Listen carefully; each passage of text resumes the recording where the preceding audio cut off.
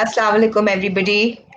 Um, Welcome to CHE, another session with us.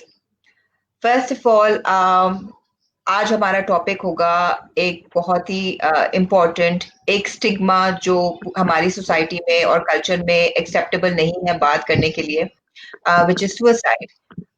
But before we start having a discussion on this taboo, on this stigma, I would like to extend my gratitude not just on my behalf, on Muzammil Owais and Maria's behalf, on behalf of CHE, to our official partners.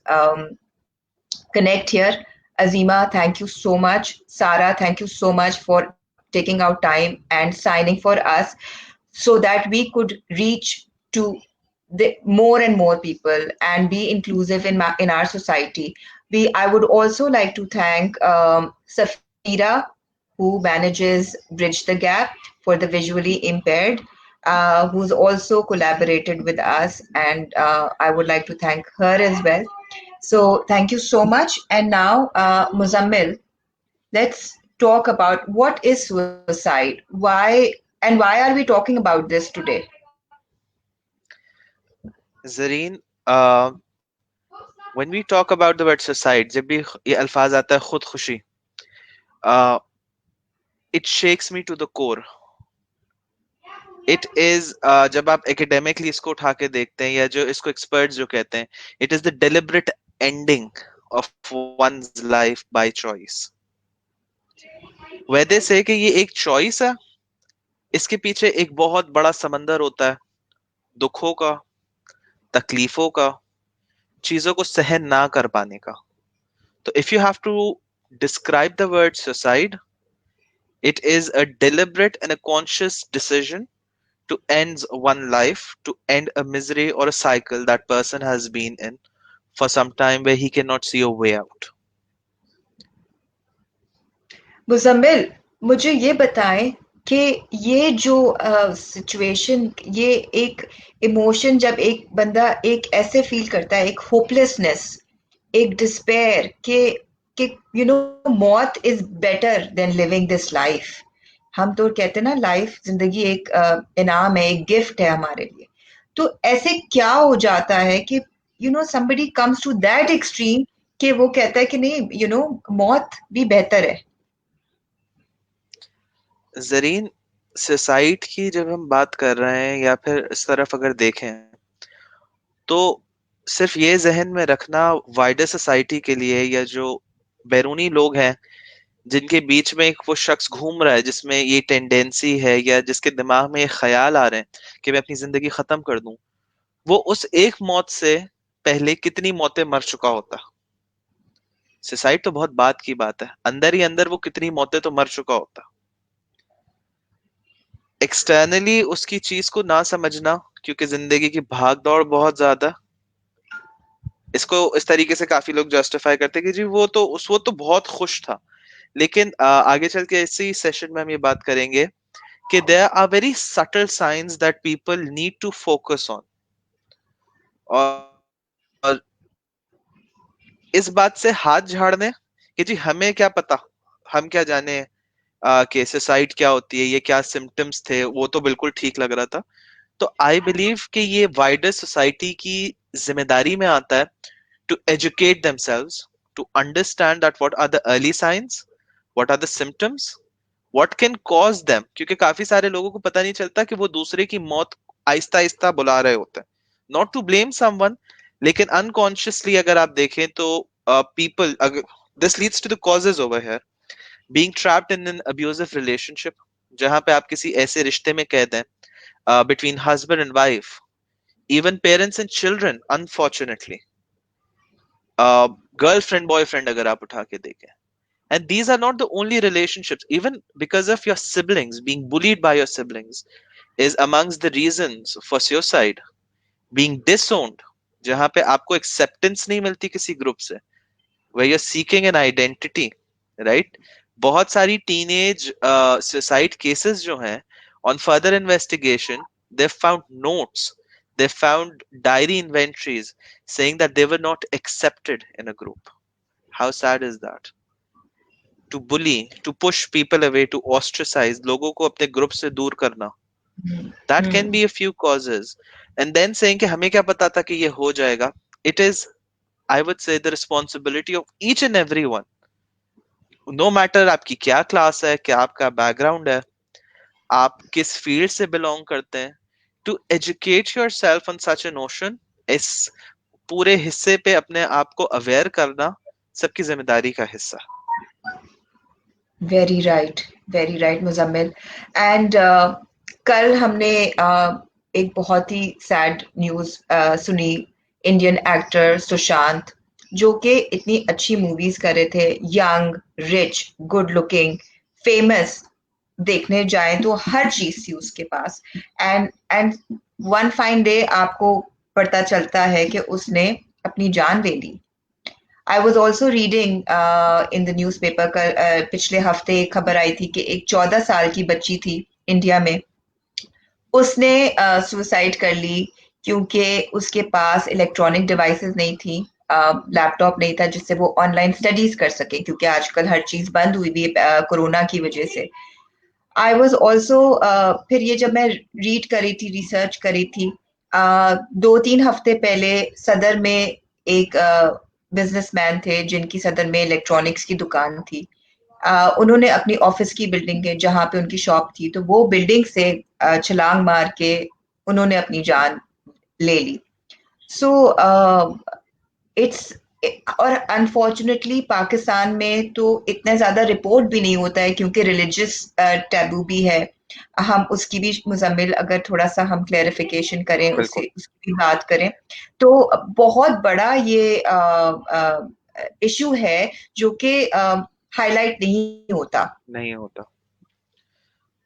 Zareen, एक चीज है कि जहां पे हम इसको बड़ा simplify कर रहे हैं कि उस बच्ची के पास इलेक्ट्रॉनिक डिवाइस नहीं थी या उस आदमी की दुकान नहीं चल रही थी.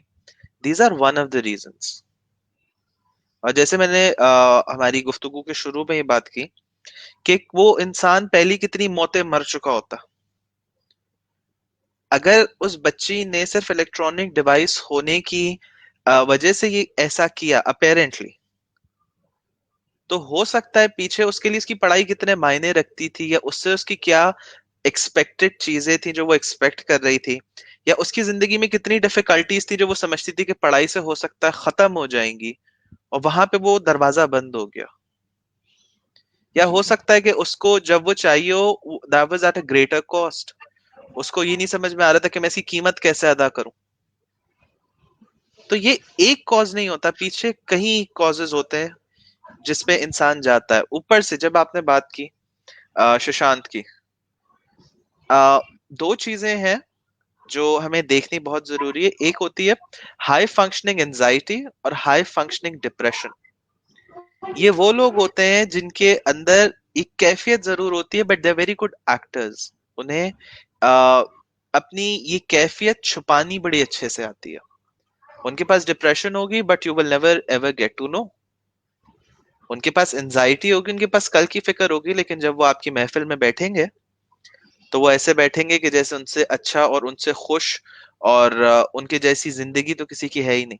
और फिर लोग कहते पता नहीं ऐसा क्या हो गया था. क्यों? क्योंकि ये वाली जो एरियाज हैं हाई फंक्शनिंग एंजाइटी या हाई फंक्शनिंग डिप्रेशन की जब हम बात कर रहे हैं, तो these are clinical issues. Unfortunately mental health के साथ इतने सारे स्टिग्मास लगा दिए हैं, इतनी सारी बुराइयां अटैच कर दी कि अगर एक शख्स थेरेपिस्ट के पास जा रहा है तो वो जहनी मरीज है. अगर एक शख्स काउंसलर के पास जा रहा है तो जी ये तो पागल हो गया, ये ना उम्मीद रहता है. And then again there is a lot of pressure. अगर किसी को अगर पता भी चल जाए that you are depressed, they will try to pull you out. Right? One of this early signs of someone who has suicidal tendencies is cutting off from friends and families which are apparent, right? Then what happens is friends call them up. I'm coming to pick you up, just get ready. That person would try to hide somewhere. He does not want to go out. And people force them. They need to understand कि इस time पे उस शख्स के साथ ठहरना, हो सकता है आपकी खामोशी में उसके साथ प्रेजेंट रहना ही उसके लिए काफी हो. ट्रू। हो सकता है वो एडवाइस सीख ना कर रहा हो, वो सिर्फ ये सीख कर रहा हो कि आप उसके पास सिर्फ बैठ के सिर्फ दो बोल ये कह दें कि हाँ जो चीज तुम महसूस कर रहे हो वो बहुत मुश्किल है। लेकिन जो एक वो एडवाइस का फ्लड आता है किसी भी ऐसे शख्स की तरफ, वो उसको और उस कैफियत में धक्का दे देता है, क्योंकि वो हो सकता है वो उस एडवाइस को फॉलो ना कर सके। और जब वो इस एडवाइस को फॉलो ही नहीं कर पाएगा, उसे लगेगा there is no way out. क्योंकि anyone who is going through any state जो ऐसी है, डिप्रेशन है या एंजाइटी है, उसके सोचने समझने की कैपेसिटी वैसे ही काफी कम हो चुकी होती है। वो हर चीज को एक ऐसे नजरिए से देख रहा होता है जिसमें नाउमीदी काफी हद तक होती है। Also when you spoke about the religious notion कि हमारा दीन इसके बारे में क्या कहता है, ये मेरा पर्सनल ओपिनियन है, इसके अंदर मैं कोई नहीं बोलूंगा कि मैंने कोई रिसर्च पढ़ी है या कोई ही दर्ज है या कहीं। व्हेन दे से कि खुदकुशी हराम है, it has a greater meaning Zareen. It means कि ना उम्मीदी हराम है। आप समझ रही हैं राइट। कि ना उम्मीद होना कि दरवाजा नहीं है हमारे दीन में, वो जरूर हराम है। क्योंकि जो शख्स जिसने ये किया वो तो उस कैफियत में ही नहीं था कि वो अपनी सच्चाई देख पाता या समझ पाता कि उसके साथ हो क्या रहा है, या उसके अलावा भी उसके पास कोई रास्ता है। तो वो तो अपनी जहनी कैफियत में ही नहीं है। एग्जैक्टली मुजम्मिल। तो इससे ये हमें समझना चाहिए कि हम सब पे एज ए कम्युनिटी हम पे ये बहुत बड़ी रिस्पॉन्सिबिलिटी है कि हम नॉन जजमेंटल होके एक सेफ स्पेस अपने इर्द गिर्द जो जो लोग हैं उनको प्रोवाइड करें। अगर कोई डिप्रेस फील कर रहा है या कोई आपको कुछ बताने में या शेयर करने में हिचकिचा रहा है, तो वो हिचकिचाहट जो है ना, उसी को हमें रोकनी है ताकि वो बात कर सके, शेयर कर सके। और जब उसके अंदर के सिस्टम से ये निकलेगा कि उसकी परेशानी क्या है, तो उसको जज किए बगैर as a society, as a family member, as a friend, हम उसको जब लेके आगे चलें, दैट विल गिव देम एक अपॉर्चुनिटी कि हाँ you know there is hope. जैसे आपने कहा ना कि होपलेसनेस की जो बात आ जाती है कि उम्मीद है, कोई है जो मुझे सोच रहा है, सुन रहा है, समझ रहा है। ट्रू। ये चीज ऐड करना वही वाली बात आ जाती है जरीन, हमारी जिम्मेदारी है, क्योंकि हम उनसे बेहतर कैफियत में हैं समझने की। अ, इसी के साथ जिस टाइम पे हम ये समझने की कोशिश करते हैं कि ये किसी के साथ क्यों हो रहा है, अनफॉर्चुनेटली लोग एग्जाम्पल्स देना शुरू कर देते हैं। वो फलाना के साथ हुआ था जी, उसने ये किया था, तुम भी ये कर लो। उसके साथ ये हुआ था। तो एडवाइस देना इस टाइम पे मेरे हिसाब से तो कहीं की समझदारी नहीं होती, क्योंकि जब उस शख्स से वो एक पर्टिकुलर एडवाइस, वही वाली बात है, फॉलो नहीं हो रही होती, उसके लिए वो और ज्यादा उसको उस कैफियत में गिरफ्तार कर लेती है। और जहां तक रही सपोर्ट की बात, सपोर्ट देना आम शख्स के बात हाथ में नहीं है। जो रेगुलर लोग हैं, जो फ्रेंड सर्कल है, जो फैमिली है, they can provide social support. इस टाइम पे क्लिनिकल इंटरवेंशन अगर आपको लगता है, काफी सारे वही वाली बात है ना कि खास तौर पे लड़कियों के लिए, जो मैंने अपने पर्सनल एक्सपीरियंस से देखा है या अपने सीनियर से डिस्कस करके जो चीज मैंने एक इंसाइट मिली है, वो ये है कि parents try to hide if their female child is going through depression और एंजाइटी, कि जी हमारा माशरा कहता है आगे लड़कियों के रिश्तों में मसले होंगे। जी जी। This can happen to anyone, whether male, whether it's a male member or a female member, they all are equally prone. तो इस चीज को जितना छुपाया जाएगा, जितना ढाका जाएगा, एंजाइटी या डिप्रेशन इतनी कॉमन है जितना नजला और बुखार, किसी को भी किसी भी वक्त पे हो सकती है। इसका स्टिग्मा हटाना जरूरी है, क्योंकि सोसाइटी का कहीं ना कहीं जो एक बेसिक फॉर्म है, या जो बोलूं कि एक बेसिक ग्राउंड है उसका, that is feeling that there is no way out.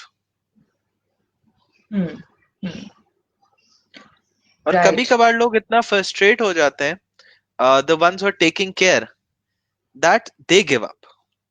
Right, वो इतना ज्यादा पुट इन करते हैं और जब वो ये साइंस दिखाने लगते हैं तो एम्पलीफाई होती है। हाँ, ओके। सो मुजम्मिल, मुझे ये बताएं कि यू आर सेइंग कि आपने ये बहुत अच्छा बैकग्राउंड दिया कि प्रेशर हो जाता है, we have to give them, ये जो स्टिग्मा है उससे उसको तोड़ के बात करने को इनकरेज करें। उसके अलावा आई वुड ऑल्सो आपका आपकी एडवाइस या आपका ओपिनियन चाहूंगी कि मुझे ये बताएं कि इज इट ऑल्सो पॉसिबल कि एज पेरेंट्स, क्योंकि मैं आई एम अ टीचर तो and I am a parent, तो उस हिसाब से मेरा ये सवाल है कि अगर हम बच्चों को शुरू से सिर्फ जीतने की आदत देते हैं, दिलाते हैं, एंड उनको आदत ही नहीं होती कि अगर फेलियर हो तो किस तरह रिस्पॉन्ड करना चाहिए या किस तरह कोप करना चाहिए, क्योंकि लाइफ में अप एंड डाउन होती है सबकी। सो ऐसा क्या होता है कि कुछ लोग या कुछ बच्चे बेहतर कोप कर जाते हैं एंड कुछ बच्चों के लिए या कुछ अडल्ट्स के लिए ज्यादा मुश्किल हो जाता है।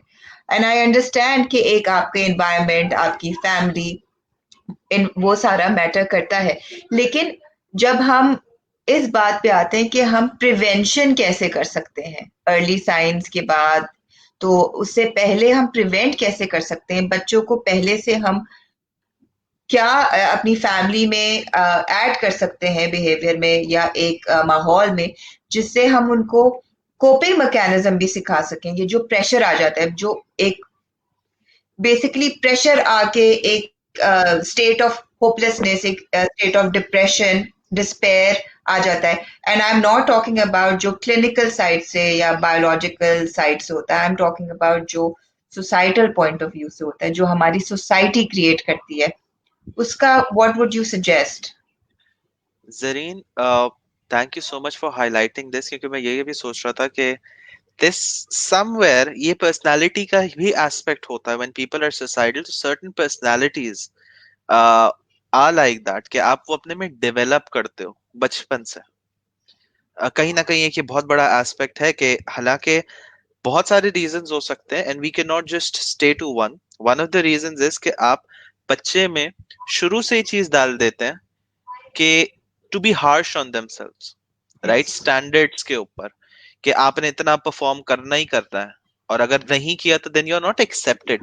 व्हेन यू से कि इतना तो आपने करना ही है, आप उसको, हम्म। इसके पीछे जो एक बात समझा रहे हैं वो ये है कि अगर तुमने किया तो सही है, अगर नहीं किया तो तुम इस काबिल नहीं हो। और आपने सिर्फ ये कहा इस काबिल नहीं हो, वो बच्चा हो सकता है उस बात को ये भी ले कि मैं जीने के काबिल नहीं हूं, मैं यानी जिंदा आप रहने उस के बच्चे काबिल नहीं की परमिशन ही ले रहे हैं कि हूं। आप ये नहीं आप करेंगे तो फिर आप किसी लायक नहीं है। आप किसी लायक नहीं है।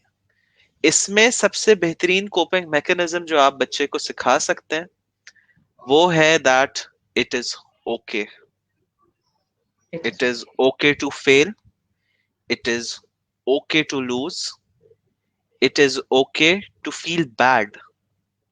काफी सारे लोग, आज जब से मैंने ये पोस्ट लगाना शुरू किया that we will be having a talk on this, a lot of people are saying कि how can I, बहुत सारे बच्चों ने ये बात की है because I am also a teacher and they're reaching out that how can this happen to me। तो वो जो एक्सेप्टेंस का फैक्टर है कि कुछ गलत भी हो सकता है जिंदगी में, वो है ही नहीं।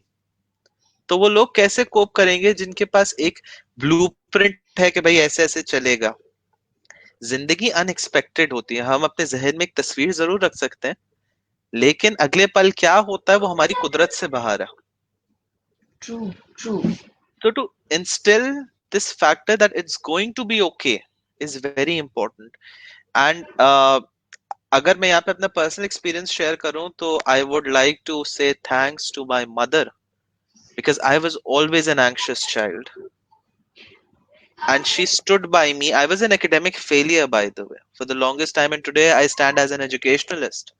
And she stood by me saying that it's okay not to perform well at times. There were times I remember I used to fail all the subjects, but she stood by saying, it's okay, it's going to be fine. She would appreciate me. So would you, that was a great coping mechanism that no matter how hard life was, and I still thank her for this on this platform, and I will make sure that she sees this.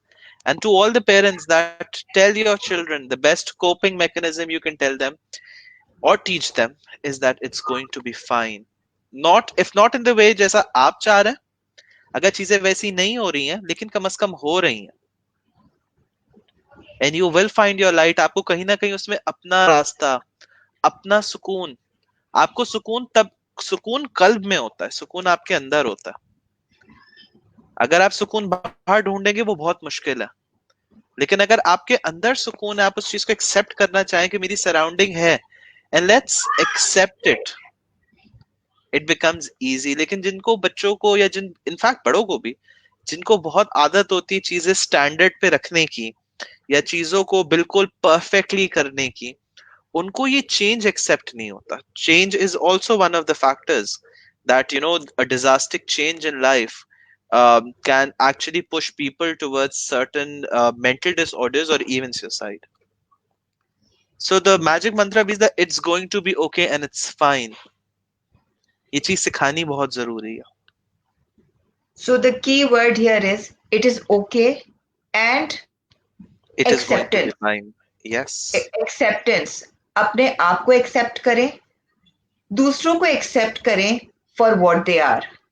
इतनी high expectations ना खुद से रखें, ना दूसरों से रखें, और ना ही एक तराजू में लेके हर चीज को, अपने आप को, दूसरों को वजन करते रहें, क्योंकि उसमें आप अपने आप के लिए जिंदगी डिफिकल्ट कर रहे हैं and you are making life difficult for people around you. True. Also talking about this, मुझे ये बताएं कि इट्स ऑल्सो अगेन, मैं ये भी कहना चाहूंगी कि जैसे मुजम्मिल ने कहा, इट इज ओके, हमारी लाइफ में अप्स एंड डाउन्स आती हैं। अगर गॉड फॉरबिड, अल्लाह ना करे, किसी को इस तरह की सोचें आती हैं जो कि डार्क थॉट्स हैं या सेल्फ हार्म की आती हैं, तो what I mean, it's okay, उस वक्त भी ये अपने आप को कहें it's okay and I can find help. So let's talk about कि अगर किसी को ये टैबू और स्टिग्मा वाली, सेल्फ हार्म वाली हार्श थॉट्स आती हैं खुद के लिए, तो आप क्या कर सकते हैं? How can you seek help? Because there is always hope. तो हम ये होप को कैसे जिंदा रख सकते हैं, खुद के लिए भी और दूसरों के लिए भी? मुजम्मिल। जरीन, जब आप बात करती हैं कि उस चीज को हम कैसे ओवरकम करें या उसको कैसे टैकल करें, जो आवाज अंदर चल रही है उसे बाहर निकालना बहुत जरूरी है। A lot of times, जिस टाइम पे आप अपने जहन की आवाज को अपने गले की आवाज बना के अपने सामने रखते हैं, तो at times you even wonder कि क्या वाकई में जो मैं बात सोच रहा था, मैं ये सोच रहा था।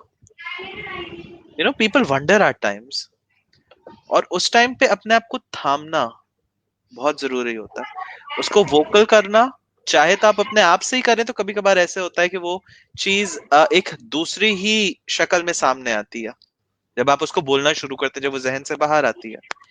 या फिर अपने, you have a trusted circle at one place और the other, you have a circle where you can be vocal, जहां पे जाके आप बात कर सकते हैं, अपने दोस्तों से आप ये बात कर सकते हैं। And if not, you always have professionals sitting. You have therapists, you have counselors, you have psychologists. Yes, वहां जाके एक दिन में जादू की छड़ी नहीं घूमेगी, लेकिन definitely कुछ ना कुछ फर्क जरूर आएगा। Because then again, they are professional people, they've been trained, they've devoted time to understand. तो उस चीज को समझना बहुत जरूरी है। गोलियां फाक के, one of the forms of self-harm is also eating too many pills to numb yourself, antidepressants, sedatives, बहुत सारी दवाइयां जो आपको उस टाइम के लिए कुन कर देती हैं, उसको उस टाइम पे आपको बहुत अच्छा फील करा देती हैं। लेकिन अंडरस्टैंड द फैक्ट कि उस टाइम पे वो दवाइयां अगर आपको खिला के नम कर रही हैं, तो take that opportunity to understand your situation, कि अगर वो दवा आपको सुकून की कैफियत में लेके भी जा रही है, तो उस बात को सप्रेस ना करें। अगर आपकी कैफियत उस वक्त बेहतर है तो उस बारे में सोच लें थोड़ा। बहुत ज्यादा दवाइयां लेना भी सेल्फ हार्म है, तो अपने आप को बिल्कुल नम ना करें। मैं ये नहीं कह रहा कि बिल्कुल दवाइयां नहीं ले, अगर एक पॉइंट पे आ जाता है and your GP thinks, your general practitioner, your doctor thinks कि इस चीज की जरूरत है, तो they're the experts in this. But also seeking help from professionals, इसके ऊपर से टैबू हटाना बहुत जरूरी है, क्योंकि काफी दफा हो सकता है people go to therapy not just for curing an illness, even for insight, even for better awareness, right? At times जब आप जिंदगी की भागदौड़ में बहुत exhausted feel करते हैं, people go for therapy as well, people go for counseling, it is fine. तो इस चीज को समझना बहुत जरूरी है, that reaching out for help is very important. Also at this point I would like to say कि हमारे viewers को कि if they want have any questions तो please type it. We are receiving a lot of complimentary messages for Sara कि आप sign कर रही हैं, and so that's great, and we would like to welcome the deaf community to CHE क्योंकि recently I have made a lot of friends from the deaf community and I love them, and I miss them when I don't interact with them. So thank you so much for all your messages. Thank you के और सलाम के. Thank you so much. And meanwhile, अगर आपके पास कोई questions भी हो तो please type करें. We are here to answer your questions. And also इस session के बाद भी आपको कभी भी help चाहिए हो, if you want somebody to hear you out, या आपको गाइडेंस चाहिए हो कि किस तरह आप प्रोफेशनल हेल्प रीच कर सकते हैं, प्लीज राइट टू अस. आप हमें एनोनिमसली आप हमारे इनबॉक्स में मैसेज डाल दें, हम आपको we will direct you to the right clinics या राइट काउंसलर्स. तो प्लीज ये टैबू और ये स्टिग्मा हम सबको मिल के हटाना है. And also one more thing, that we will make sure that your confidentiality is maintained. अगर आप हमें मैसेज कर रहे हैं और आप चाहते हैं कि आपका नाम वैसे भी नहीं आएगा, लेकिन you can completely trust on the fact कि आपको सेफ काउंसलर्स तक पहुंचाने के लिए आपका नाम, आपकी identity will be kept in confidentiality. वो बिल्कुल सेफ रहेगी, वो हमारे पास है और हमारे अलावा वो किसी के पास नहीं होगी. और अगर आप चाहें तो आप हमें भी ना दें, हम आपको डायरेक्टली नंबर प्रोवाइड कर देंगे to of the right people in the right organizations which are being ethical, which are training people right, and they have people who know their work well. Muzammil, आप अर्ली साइंस और हम जब symptoms की बात करते हैं तो अगर आपने पहले भी बताया बट अगर थोड़ा सा इलेबोरेट करें इस बारे में कि आपके घर में या आपके दोस्त में आपको कुछ लगता है, एक तो अलार्मिंग साइन जरा से वापस एक दो अगर लिस्ट कर दें और फौरन क्या करना चाहिए, बिकॉज बहुत दफा इंसान खुद भी डिनायल में होता है और वो सुनने को नहीं तैयार होता है. तो इन दैट सिचुएशन आप क्या कर सकते हैं? जरीन, सबसे जो एक जरूरी चीज है, कल ही इस मौजू के ऊपर मैं एक ग्रुप में बैठ के बात कर रहा था, एंड देयर लाइक हमें क्या पता भाई कि किसको ये टेंडेंसीज हैं, थोड़ी कोई बोल के खुदकुशी करता है. देन अगेन काफी सारी चीजें are those which you have to read in between the lines. आपको बड़ा केयरफुल होना पड़ता है, अपने आसपास देखना पड़ता है. अगर कोई शख्स है जो आपसे बार बार रीच आउट कर रहा है और अपनी मिजरीज आपको बता रहा है, दैट इज वन. अगर वो अपनी बार बार चीजों के बारे में बता रहा है कि how difficult things are and how he's suffering maybe, or how things are being too much for him to handle, or he is exhausted, that is one of the signs. Very basic, very light, but do not take it lightly. अगर कोई शख्स है जो आपको खुदाफिज ऐसे कर रहा है या जो आपको गुड बाय ऐसे कर रहा है as if it is his last time, that's one of the signs. और अगर वो उसकी आदत है ऐसी करना तो do not ignore it कि भाई ये तो हमेशा ही ऐसे मिलता है. That means he still has a tendency. उसके अलावा अगर कोई शख्स ऐसा है जो बार बार नेगेटिव बातें कर रहा है या हर चीज पे नेगेटिव कमेंट कर रहा है और जनरलाइज कर रहा है, यानी एक बड़े ब्रॉड सेंस में बात कर रहा है कि जिंदगी तो ऐसे ही है, और क्या करें, एंड वो ऐसी कुछ ओवर एंड ओवर वो पैसिमिस्टिक कमेंट्स दे रहा है या फिर वो नेगेटिव बातें कर रहा है, उसको हाईलाइट करें और उसको अटैक करने से बेहतर है ये पूछें कि तुम्हारे अंदर अगर तुम ये कह रहे हो तो चल क्या रहा है। उसकी फीलिंग को वैलिडेट करें, उसको कैंसिल आउट करने से पहले। वो इलाज नहीं है कि अगर आप कोई अपनी जिंदगी की दुख तकलीफ बता रहे हो तो आप उसको ये उठ के बोले ये तो हर किसी का रोना है जी। हर किसी का है, लेकिन जिसपे गुजरती है वही जानता। तो it is better to inquire. तो आप जिस टाइम पे उस शख्स को ये एक एहसास देते हैं कि आप उसकी बात समझ रहे हैं, भले वो कितनी बेसिक, भले आपको इतनी ज्यादा इन डेप्थ समझ में नहीं आ रही, लेकिन अगर आप उसको सिर्फ एक थोड़ा सा इस बात का एहसास देते हैं,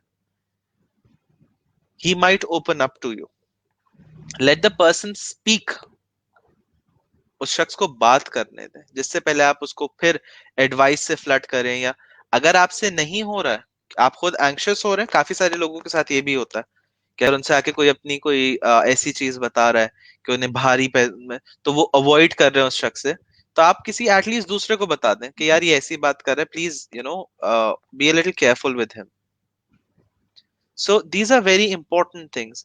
इसके अलावा अगर कोई शख्स is holding on too much to his previous thoughts, right, that is one. वो अगर पुरानी बातें बहुत ज्यादा कर रहा है, अच्छी बातें भी in fact, I with this was one of my very close colleagues who has reported this, जिसने ये चीज मेरे साथ शेयर की कि उनके पास एक client I and she always used to talk about her past and not the negative things about the past but the positive things, कि क्या अच्छा था, पहले हम ऐसे उठते बैठते थे, हम ऐसे खाया पिया करते थे, हम दोस्त इस जगह पे मिलते थे। वो बार बार आके अपने सेशंस के अंदर ये चीज रिपोर्ट करती थी। तो उससे भी एक चीज ये पता चली कि उनकी जिंदगी जो इस वक्त की थी वो इतनी डिफिकल्ट थी that she preferred living in the past, and that was one of the sign. अगर वो पीछे ही रह रही हैं, इसका मतलब जिंदगी में कुछ इतनी डिफिकल्टी है कि वो आगे आ ही नहीं रही, या वो आजकल की बात ही नहीं कर रही, कुछ ऐसा स्ट्रेस है लाइफ में। And then when she was asked, she was inquired, जब उनसे पूछा गया कि आप हमेशा पुरानी बातें करती हैं, बताएं आजकल क्या हो रहा है, then she accepted the fact that it was being very difficult for her, and talking about the past was a mechanism for her to escape her painful reality. लेकिन जब वो फिर लेटती थी अकेले, या अकेले में उन्हें कुछ वक्त मिलता था, she would go in that depressive episode. तो आपने ये बड़ी बारीक बारीक चीजें हैं जो देखनी जरूरी है। तो कहते हैं जी कैसे पता चलेगा, थोड़ा सा ध्यान दें, अपनी इंस्टिंक्ट को भी फॉलो करें, क्योंकि अगर कोई अफसुर्दा है या उसके अंदर कोई चीज है, महसूस होती है अपने एहसासात अगर आपको, और अगर ऐसा नहीं भी और सिर्फ आपको महसूस हो रहा है, तो at least talk to them about this कि मुझे ऐसा महसूस हो रहा है, is it so, confirm it. Maybe हो सकता है कि कोई चीज बहुत अंदर चल रही हो, वो आपको उसकी एनर्जीज में फील हो रही हो, that he is carrying that energy, वो उसके ऑरा में चीज आपको जैसे पता चलती है, तो कंफर्म इट एटलीस्ट। और अगर बहुत ज्यादा रेजिस्टेंस आए इस मौजू पे बात भी करने की, that is also a sign, if that person is resisting too much, कि वो इस मौजू पे बात ही नहीं करना चाह रहा। But then again, don't force that person to talk about it, but just be a little more careful with him. So, to make it simple and easy to follow, uh, एक दूसरे को सुने, आराम से समझें, एक दूसरे के साथ टाइम गुजारें। आई नो लाइफ में बहुत भाग दौड़ है, बहुत ज़्यादा, लेकिन हम इंसान हैं, हम सोशल एनिमल्स हैं, हमें एक दूसरे से इंटरेक्शन की ज़रूरत है, हम बने ही ऐसे हैं। तो वो टाइम यूटिलाइज करें, एक अपने अपने लिए, अपने फैमिली के लिए, अपने दोस्तों के लिए, और सिर्फ ऊपरी ऊपरी तौर से ना मिले, अंदर से सुने, किसी की बात सुन रहे हैं, किसी से मिल रहे हैं तो दिल से मिले। एंड ये होप जो है ना वो खुद ब खुद आएगी जब आप दूसरों को सुन रहे होंगे, दूसरे आपको सुन रहे होंगे, तो एक फिर आपको एक रियलाइजेशन होगा कि I am not alone and we are not alone, हमारे पास है। अगर हेल्प मांगेंगे तो हेल्प देंगे, लेकिन सामने वाले को थोड़ा सा कॉन्फिडेंस तो हो ना कि वो आपसे हेल्प मांगे। बिकॉज अगर वो कॉन्फिडेंस ही नहीं होगा तो वो डर के मारे कभी बोलेगा ही नहीं कि भाई मैंने तो यहाँ कुछ बोला और वहां से एक लेक्चर आ गया, वहां से एक डांट आ गई, वहां से एक जजमेंट आ गया कि भाई तुम्हें क्या है, ऐसे तो बहुत से सबको ऐसे होते हैं, सबकी जिंदगी मुश्किल है, तुम्हारा क्या मसला है, मूव ऑन। अब नहीं मूव ऑन हो रहा है तो आप पेशेंस शो करें। And like I said, not just for others, अपने लिए भी। Muzammil, would you like to, because we are nearing the end, would you like to end this on a positive and hopeful note? When you talk about hope, right? इसमें मैं note क्या दूं कि जब रात होती है तो सुबह जरूर होती है। इससे ज्यादा मैं कुछ और कह नहीं सकता कि there's always an end to a misery. अगर हजरत अली इब्न अबी तालिब का कौल है कि अगर अच्छा वक्त नहीं रहा तो बुरा वक्त भी नहीं रहेगा। There's always hope in one way or the other. और अगर वैसे होप नहीं है जैसे आप चाहते हैं, लेकिन आगे कुछ ना कुछ जरूर है आपके लिए। उस खालिक ने कहीं ना कहीं आपके कल्ब का सुकून रखा है, आज नहीं तो कल, कल नहीं तो परसों। उसकी जात से ना उम्मीद होना, मुझे नहीं लगता कि जिस खालिक ने खलकत ऐसे बनाई है कि पत्थर में रहने वाले कीड़े को भी गिजा पहुंचती है, तो हम तो चलते फिरते इंसान हैं। That's all I have to say, Zareen. And I hope that this light keeps on spreading and people keep on understanding the fact that they're not alone. We're together in this. Ji. And we're here to listen to you. We will be doing more sessions about how you can be more helpful to people around you, and that's going to be for everyone. And with that, over to you, Zareen. Thank you so much, Muzammil, for giving us in-depth information about some of the causes and some of the ways we can identify people around us and maybe help somebody prevent such dark thoughts. On that note, I would also say again एक और दफा reminder कि please अपने लिए एक safe space, at least आपकी जिंदगी में 3 ऐसे लोग होने चाहिए जो आपको सुनते हो, जो आपको सुने। बिकॉज उसमें आपको, जब आपके पास एक कोई होगा सेफ स्पेस जिसको आप जाके कुछ भी बोलें तो वो आपको जज नहीं करेगा, आपको क्रिटिसाइज नहीं करेगा, तो आप में वो उम्मीद रहेगी कि हाँ, I have somebody to look for. और अपने ऊपर इतना प्रेशर ना लें। I know it's not easy, it's very difficult, हम सब प्रेशर में आते हैं एंड प्रेशर को फाइट करना बहुत मुश्किल है। लेकिन ऑलवेज रिमेंबर कि लाइक मुजम्मिल सेड कि ये वक्त भी गुजर जाएगा। और जब आपको ये लगता है कि ये this pressure is too much pressure, तो उस वक्त please seek help, please talk to somebody, professional help ले लें। Friends sometimes are not enough क्योंकि आपको प्रोफेशनल हेल्प चाहिए। तो एट दैट टाइम ये ना सोचें कि ये एक स्टिग्मा है, ये काउंसलिंग के लिए तो सिर्फ पागल लोग जाते हैं या उनके साथ कुछ मसला होता है। प्लीज ऐसा कुछ नहीं है, काउंसलिंग के लिए जाएं and get rid of this stigma. ये जो टैबू हमने हमारी सोसाइटी पे लगाया हुआ है, और आप किसी के बारे में सुने कि वो काउंसलिंग के लिए जा रहा है, तो बल्कि इनकरेज करें, दूसरों को इनकरेज करें और अपने आप को भी इनकरेज करें। So on that note, thank you so much viewers. आप लोगों के बहुत सारे कमेंट्स आए, बहुत सारे थैंक्स के कमेंट्स आए हैं, which is giving me new hope and a lot of joy that we are able to reach more people from the deaf community, because at the end of the day हमारा जो biggest goal है, that is to have an inclusive society। क्योंकि वही जब हम बात कर रहे हैं कि हम एक दूसरे को हर किसी के पास कोई होना चाहिए जो एक दूसरे को सुने, एक दूसरे को समझे। तो डिफरेंसेस बिल्कुल नहीं होने चाहिए। So I am very very happy. Thank you so much once again, Sarah, Azima, Connect here, Safira, all of you. And viewers, अगर आपके further भी questions हो, you can always write to us. Thank you so much.